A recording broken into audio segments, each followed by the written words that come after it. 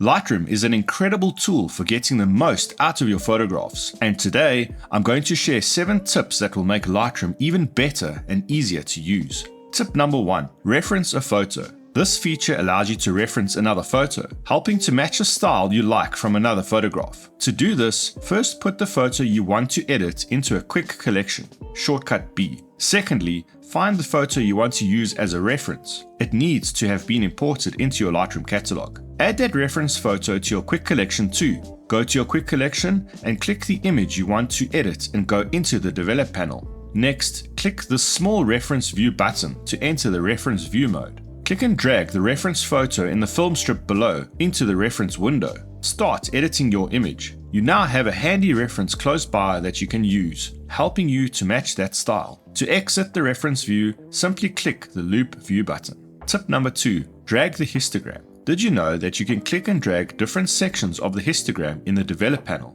Hovering your mouse over the histogram will reveal different areas you can adjust. You can adjust the blacks, shadows, exposure, highlights, and whites by clicking and dragging on the histogram. This allows you to adjust your image in a more graphic way than just what the sliders allow. Tip number 3. Use the preset amount slider. If you work with presets, you will know that sometimes the effects of a preset on your image can be too strong. To use the preset amount slider, choose a preset for your image, and the amount slider will become available. Simply move this amount slider to choose the preferred preset amount.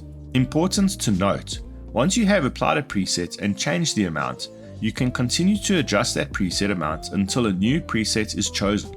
If you choose a new preset, the previously used preset amount can't be changed. You can, of course, undo what you have done and reapply a preset. Tip number 4. The Alt or Option button. The Alt button has many different uses in Lightroom. In the Develop panel, when you hold down the Alt button, you will notice many different tool headings will change to allow you the option of resetting certain settings. Simply clicking this will only reset the settings associated with that heading. To reset just a single slider, instead of dragging it back to 0, double-click the slider instead to reset it. In the Basic panel, if you click and drag the exposure, highlights, shadows, whites, blacks, and dehaze slider while holding down the Alt button, your image will change to show you any details that have been clipped. If you have clipped detail, you'll see those areas represented by a color or overlay. This is especially useful to make sure you have not lost any details in the extremes of the histogram. In the color grading panel, holding down Alt or Option when using the blending and balance sliders will show your color grading effect at 100%. You'll need to have something adjusted for it to show. This helps emphasize your color grading settings to help adjust where you want the color grading effect to fall. In the Detail panel under Sharpening, holding down the Alt button when using the Amount slider will turn the image into black and white, allowing you to see the sharpening effect a bit easier. Holding down Alt when adjusting the radius and detail sliders will change to a view allowing you to see the actual sharpening radius and detail being applied. Holding down Alt when adjusting the masking will show you the sharpening mask.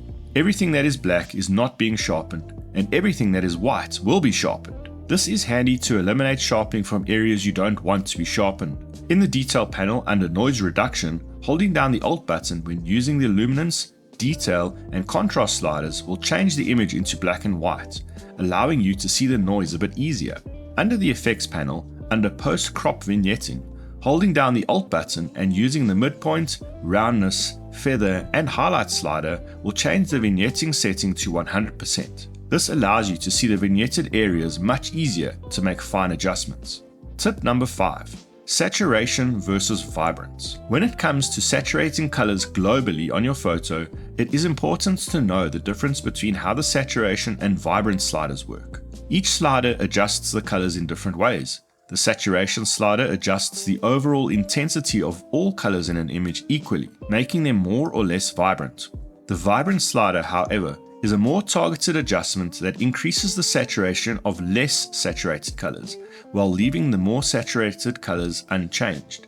Vibrance can help to bring out subtle colors in an image without oversaturating already strong colors. In summary, saturation affects all colors equally, while vibrance affects the less saturated colors more. A different saturation trick to consider is to saturate only specific color channels. You can do this by going into the Calibration tab. I often try saturating the blue channel. This can bring a pleasing boost of colors, especially to nature photographs. Tip number 6. View image full screen. Using the shortcut key F, you can view your photo in full screen mode. This is great for evaluating your image without any distractions. Whether you are viewing your image in the library or develop panel, simply hitting the F key will show your image in full screen mode. Hitting F again will exit full screen mode. Tip number 7. Change image background. You can adjust the background color of the Lightroom interface that surrounds your image by right-clicking the area and selecting which color you want to use as your background.